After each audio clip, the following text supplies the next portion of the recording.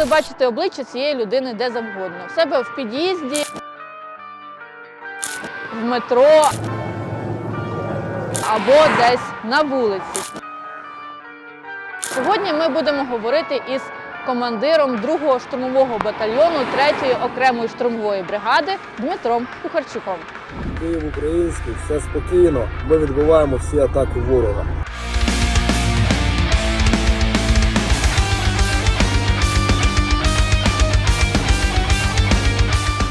Я був одним із тих, хто керував операцією зі звільнення Андріївки.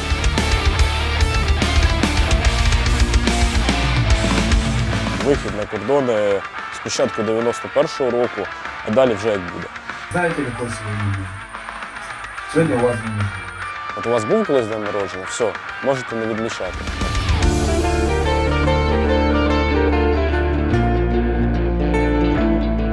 Якби було на чому літати, то було б простіше виконувати бойові задачі. Скажи, як у тебе справи? По чесноку, да, то що може бути краще, ніж проводити цей чудовий літній день на Донеччині? Осінній, да? Ну, от зараз наче як бабине літо, тому напевно, що я сприймаю поки що як літо. Ну, прекрасно справи, оскільки зараз іде війна, ми воюємо, маємо змогу знищувати ворогів, тому чудово справа. Ну, Андріївка наша. Ай, сука.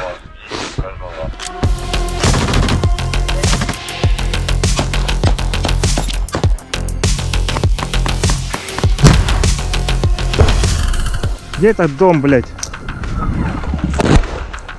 Fuck you, motherfucker!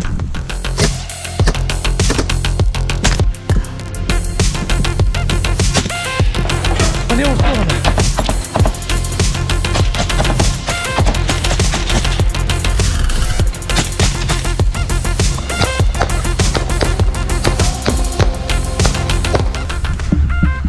Хорошая хата. Сука. Походу возле нас не разрыв был, Кос. Нам повезло. Всі недавно говорили спочатку про штурм Андріївки, потім про звільнення Андріївки. Ти безпосередньо керував цією операцією по звільненню цього населення? Я був одним із тих, хто керував операцією зі звільнення Андріївки, оскільки до звільнення самого населеного пункту був залучений не тільки мій батальйон, а інші батальйони 3-ї окремої штурмової бригади. Тому тут можна сказати, що відбувалося таке спільне командування. Я був одним із тих, хто керував безпосередньо цією операцією від початку планування і закінчуючи безпосередньо вже командуванням людьми і звільненням населеного пункту. Хоча населеним пунктом це вже важко назвати, оскільки після того, як там бували підри, то там мало чого залишилось. В Андріївці не залишилось практично будинків зі стінами, там залишились виключно підвали, погріба і купа розрухи. В принципі, це все те, що принесли нам росіяни в Україну, на Донеччину і в інші області, в яких вони побували. Андріївки, які оборонялися силами нашого ворога досить таки довгий період часу і насичувалися різними бригадами, оскільки проти нас стояла 72-га бригада Збройних сил Російської Федерації, яка була неоднократно вже з нами знищена, і цього разу знищена вже практично вщент, оскільки все командування бригади, ну, як мінімум 3 командира батальйону, начальник розвідки бригади, начальник зв'язку, купа командирів рот були знищені в цьому населеному пункті. То саме підходи до Андріївки, важка логістика, яка безпосередньо контролювалася їх засобами БПЛА, їх артилерією, то це було набагато важче. А сам штурм в населеному пункті, він проходив досить таки технічно, оскільки наші люди, як в моєму батальйоні, так і в інших підрозділах 3-ї окремої штурмової бригади, ну, я би сказав, да, я не люблю взагалі хвастатись чи якісь такі речі говорити, але я думаю, що ми виділяємося певним професіоналізмом саме в штурмових діях, тому сам штурм, я би не сказав, що він був важчим, ніж дії, які передували цьому штурму. А штурму передувала купа підготовчих операцій безпосередньо. Посадка це посадку? Ну, ми почали цей процес ще на початку травня, коли почали вихід на канал Сіверський Донець-Донбас. І було важко перестрибнути канал, оскільки канал це на тому боці каналу, да, знаходилися пілери. Штучні перешкоди завжди важко переходити, як в принципі і природні перешкоди. Після цього посадка за посадкою. А логістика, вона кращою не стає. Вона з кожним новим метром стає лише гіршою. Евакуація особового складу стає набагато складнішою. Підвоз резервів, підвоз БК, підвоз їжі, води.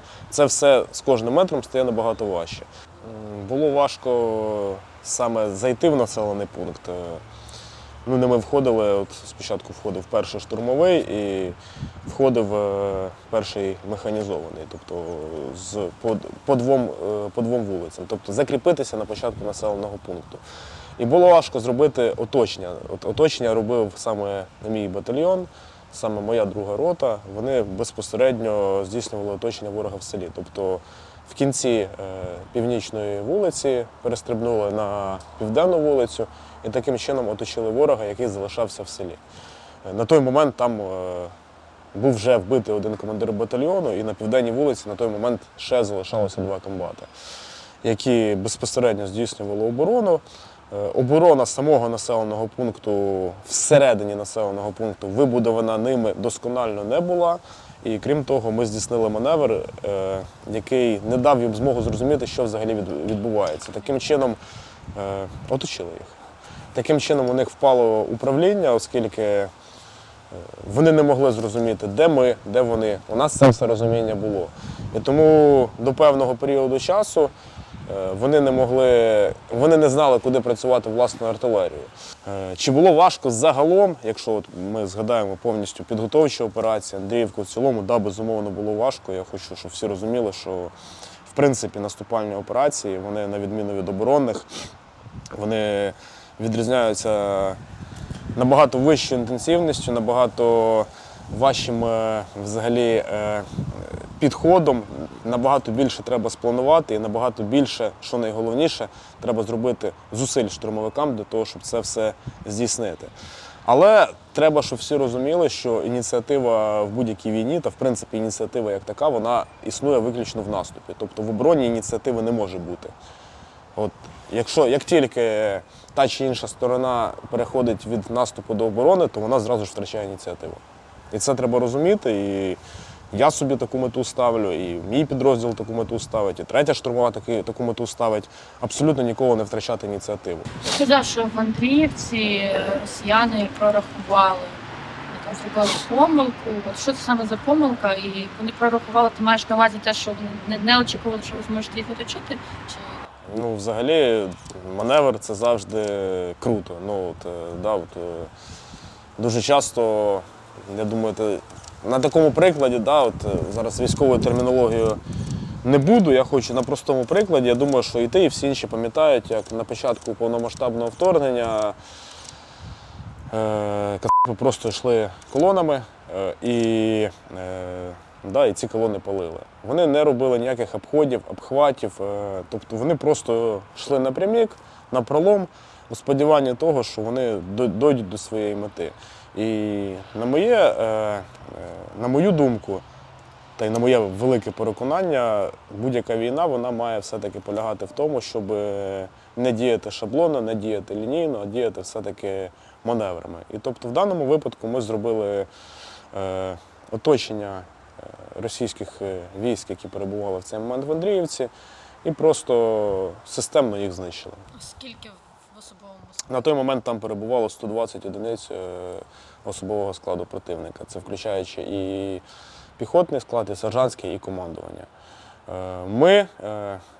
Я там рахував, здається, від мого батальйону саме в момент охоплення приймало участь 2 відділення по 8 людей.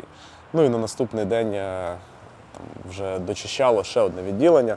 Ну і плюс від інших батальйонів. Я нарахував до 40 людей, які безпосередньо з нашої сторони приймали участь у звільненні безпосередньо самого населеного пункту. Тобто я не говорю про підготовчі операції. Так ворога було 120 одиниць особового складу. Да, це в 3 рази менше. Військова наука говорить про те, що штурм має здійснюватись у кількості в 3 рази більше, тобто на 120 осіб. Ми маємо задіяти 360 осіб, але для населеного пункту в 5 разів більше. Ми все-таки як новий підрозділ і, в принципі, як нова армія, я це хочу масштабізувати, да, от передати на інші підрозділи, щоб всі це зрозуміли. Ми маємо виділятися гнучкістю у мисленні.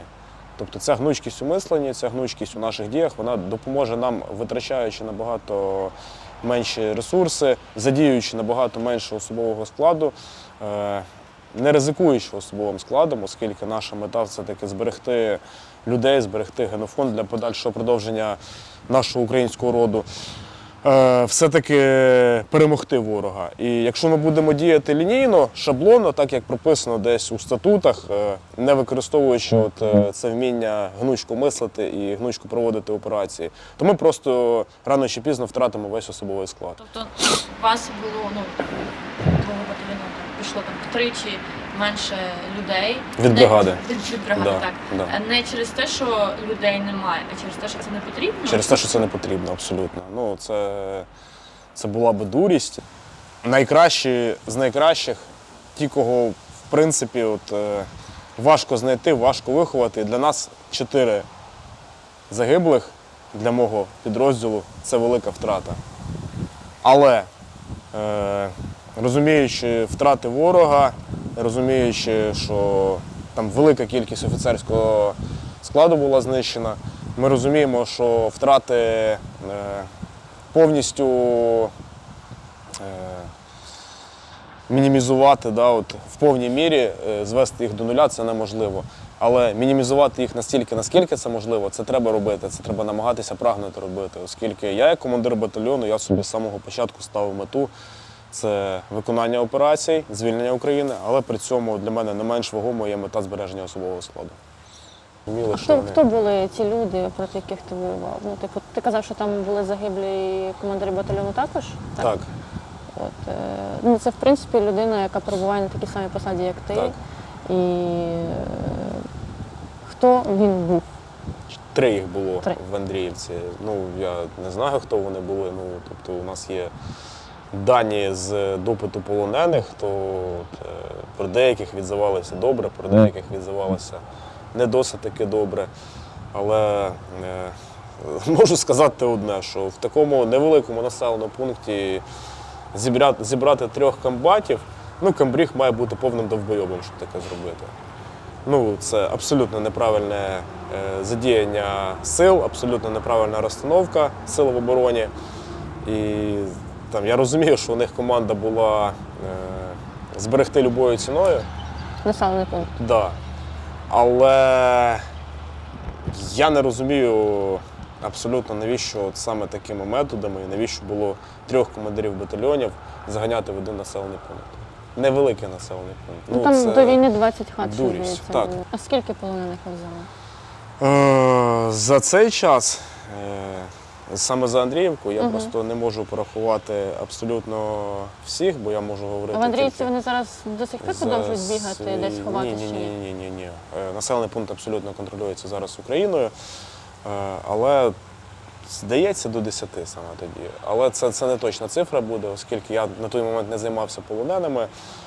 Я там з деякими з них потім спілкувався, з 2 людьми, але їх було більше. Просто що коли декілька підрозділів приймає участь, декілька батальйонів, то не можна абсолютно всі такі моменти проконтролювати.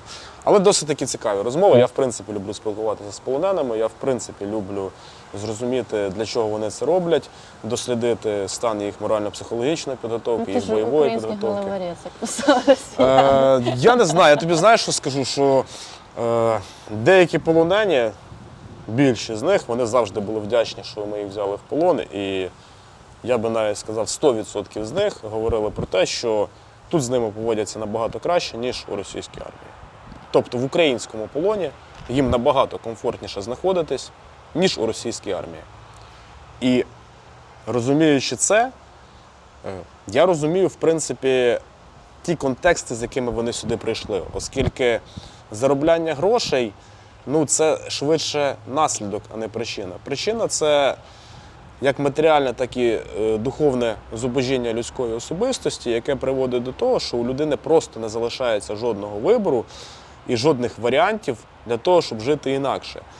І якщо ми там будемо говорити по Фрейду, по Еросу і Танатосу, то напевно вони просто, розуміючи безглуздість свого існування, намагаються знайти смерть в українському чорноземі. Ну, як є. Це вам мобілізаційному? Я говорю не тільки, коли ми говоримо про ресурси у війні, то ми говоримо як про сили, так і про засоби. І коли ми, до речі, говоримо про Андріївку, от ми говорили про перевагу у силах, я сказав, але я не сказав про перевагу у засобах. Перевага у засобах при штурмі населеного пункту так само має бути у 5 разів більше. У нас на сьогоднішній день такої переваги немає. У них артилерії зараз більше, ніж у нас. Але ми цією артилерією вже навчилися краще володіти, ніж вони. Тобто паритету поки що немає.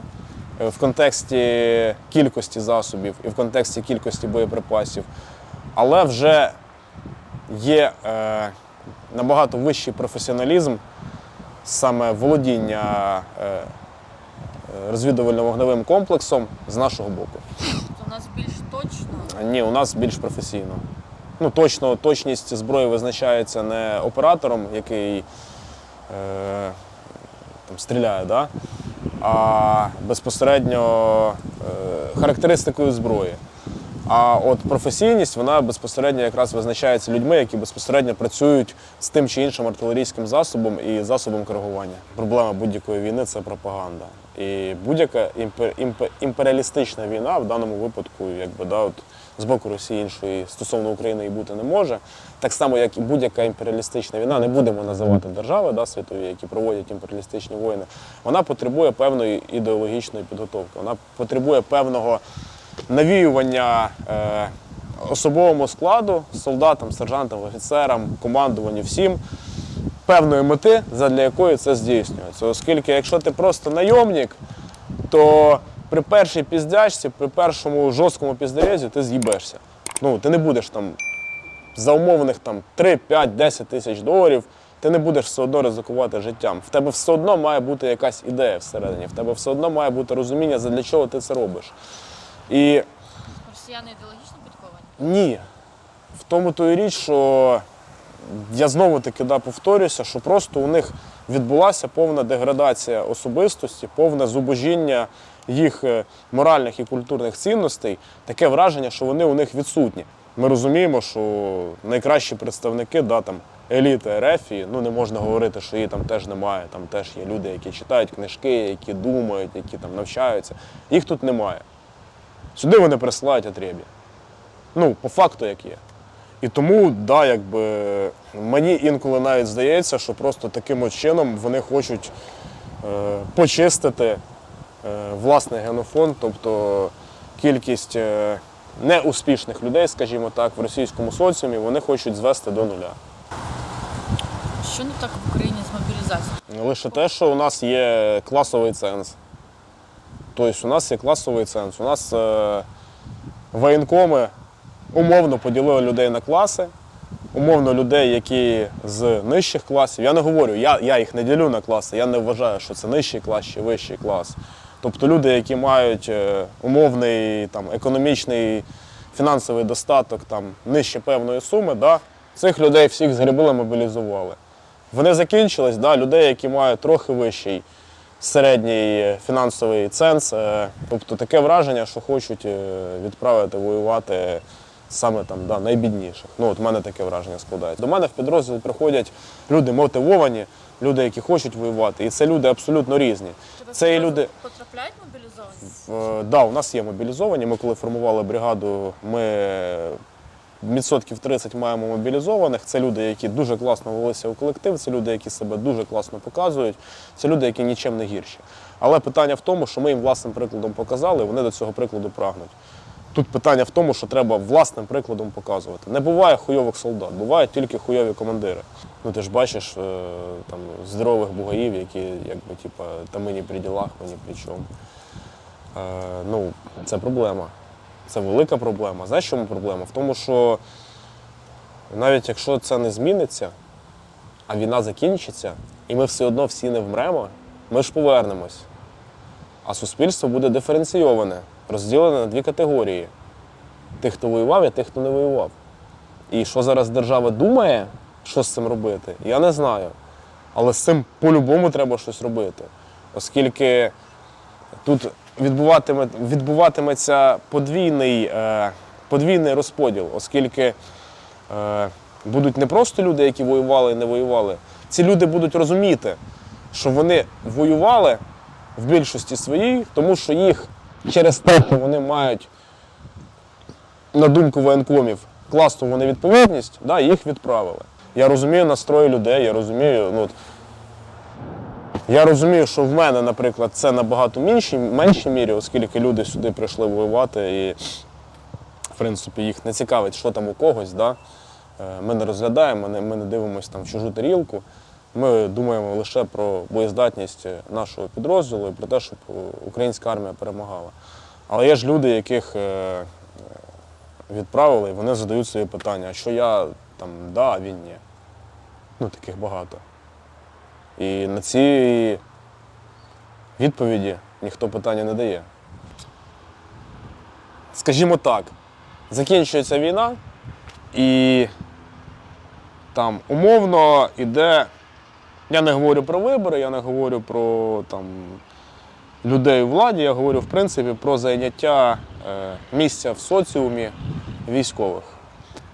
І в принципі людей різних, які різну участь і співучасть приймали у війні. Кожен же захоче отримати те, що, на його думку, він заслужив. Таку частинку перемоги? Да. Так от, подумай про те, що є військовий, да, який пиздячився в посадках, в населених пунктах, дай Бог вижив, да, і не втратив ні ноги, ні руки, нічого. Він повертається. І він бачить, як мажор, да, там, ну, наприклад, там, да, який абсолютно ніяк не був залучений до цього процесу, займає якесь місце в соціумі. Чи захоче цей військовий забрати це місце? Я теж так думаю. Що робитиме цей мажор? Я не знаю, що він робитиме. Ну, тобто, да, там будуть договорняки, там, комунікація, ну, воно ж лінійно ніколи не відбувається. Але якось цей процес буде відбуватися, і якось державі вже сьогодні треба думати, як його врегульовувати. В тому числі на попередньому етапі його потрібно врегульовувати все-таки тим, що мобілізація має проходити не по на їх думку, класовому принципу, а по все-таки справедливому принципу. Тобто, ну, там, да, всіх людей там на фамілію А мобілізувати, наприклад, да, перша хвиля. Ну, я не знаю, це так як пропозиція. Зараз люди з прізвищем на букву А такі, типу, в сенсі. Азаров, Арбузов. Наскільки буде важко дійти до Бахмуту і закріпитися? Чи важко буде? Та буде важко по-любому, але ми маємо все одно йти вперед. Ну, я інших варіантів не бачу. Якщо ми зупинимось, то будуть йти вперед. Ну, воно по-другому не буває. Такого, як було в 2014 році, да, як це був період, не в 2014-му, да, там, з 15 по 22 такого вже не буде. Ну, я вважаю, та це неправильно. Ну, це, знаєш, якщо ми таке їм даємо, то ми даємо їм шанс підготуватися до наступної фази великої інтервенції. Ми не маємо їм цього шансу давати. Ми маємо їх вимотати повністю, ми маємо знищити повністю противника, ми маємо або вимагати репарації, або йти далі вперед. І я тут не переживаю за ядерну зброю, оскільки вони сакуни, вони її не застосують. Я впевнений. Був такий епізод це на рахунок полонених. Ти, здається, читав історію України. Я не читав, я йому короткий екскурс просто. Было такое государство, называлось Русь. А центром этого государства был город Киев. И потом из этого государства Русь образовалось государство Украина. А потом князь киевский Юрий Долгоруков попиздовал на болота с говном смешанные и основал Москву. Так что я вас, провинциалов московских, рад приветствовать у нас на родине. Ворог зараз перебуває в моїх руках, і ясна річ, що я там, оця вся промивка мозку, яка відбувалася в них протягом багатьох років, я там декількома реченнями цю промивку не зможу стерти, да? Але ворог знаходиться в критичному стані власної свідомості, не розуміє, що відбувається. А я в даний момент направляю його і даю йому правильні думки для міркування. Скажу це з Анастасією. Коли готувалася до інтерв'ю, перше я зробила, заглянула в Вікіпедію, і там було написано, що твоя однокласниця це Анна Асті. Це відома російська співачка, взагалі співачка. Це про це в Вікіпедії написано? Так, Серйозно? цікаві факти з того Жесть. життя. Да, там лише одне написано.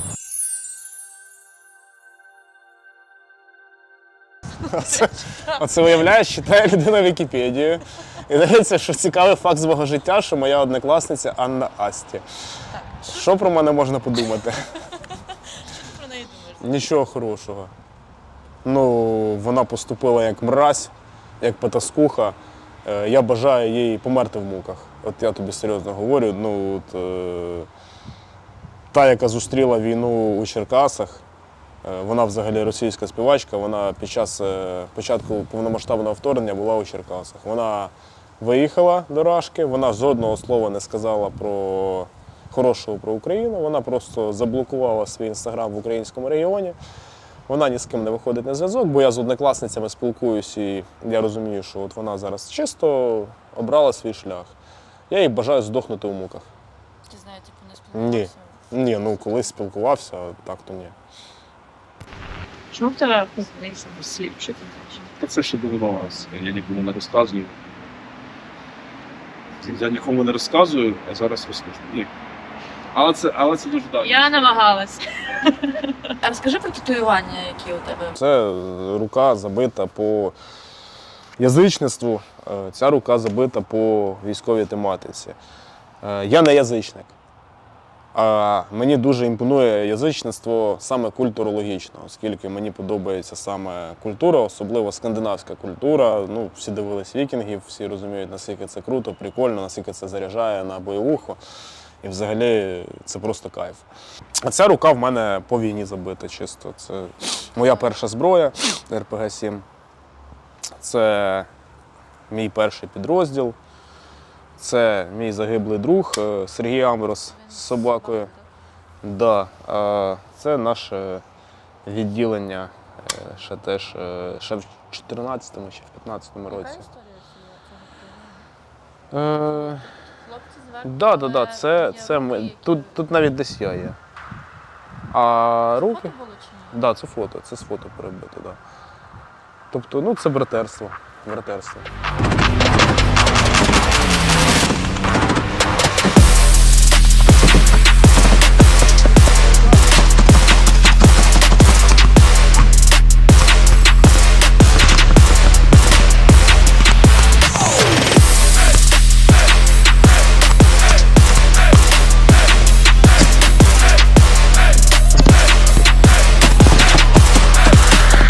Кажуть, 100 тисяч, блядь, получаєш. О, Іван русський. Чи можемо ми програти цю війну? Так. Ну, отак, якщо. Проблема ж в тому, що я розумію, наша влада це робить, але головне не переборщити. Тобто, мені здається, ну це в моєму розумінні, да, що влада це робить для того, щоб у нас не було відтоку економічних інвестицій, щоб люди почували себе більш-менш комфортно, для того, щоб система працювала, для того, щоб люди могли далі працювати. Вона заспокоює людей. Тобто дуже часто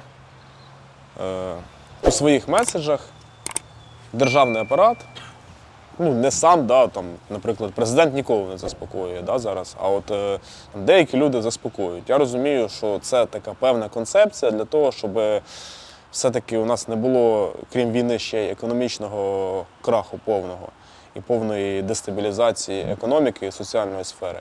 Але головне з цим не переборщити, бо як тільки з цим буде переборщено, люди повністю розслабляться, люди повністю не будуть залученими у процес, після цього ми можемо програти. Ти бачиш кінець цієї війни? Та, ну, ти маєш на увазі часові показники? Ну так. Ну, я тобі скажу так, що якщо я минулої осені мені здавалося, що це 2 роки, да, то станом на сьогодні я думаю, що це 5 років. Але це так чисто інтуїтивно. Що змінилося? Ти змінився свідомість? Я думаю, що змінилося розуміння того, що, знаєш, як, по-перше, ворог вчиться у нас, ми вчимося у ворога. І я не вірю в те, що там чи з одного, чи з іншого боку зараз реально здійснити отакі прориви, як це було, наприклад, на Харківщині чи на Херсонщині. Я думаю, що це буде інтенсивна, затяжна війна, там, де буде просування з одного і з іншого боку. Сподіваюся, що з нашого боку просування буде набагато інтенсивнішим і більшим. І ми досягнемо перемоги, ми досягнемо переломної точки, коли ворог буде зломлений і буде тікати. Але ресурсу на це потрібно ще багато, оскільки у ворога ресурсу дуже багато залишається. Ну, в мене прям мрія є відрубити йому голову катаною. Ну, це, як знаєш, ну, я думаю, що, може, це я тільки, але я думаю, що багато хто уявляє собі, да, цей кінцевий день перемоги. І я уявляю цей день, що я як заходжу до нього до кабінету, у нього там на стіні висить якісь там самурайські катани, причому. І я просто беру там одну і там пахом руки відрубаю йому голову. Ну, це прикольно. Прекрасна мрія. Да. Ти думав, чим ти будеш займатися після війни? Ні, не думав. Ми не розуміємо, як війна закінчиться, і там, де буду потрібен, там і буду. Дякую тобі велике. Тобі теж.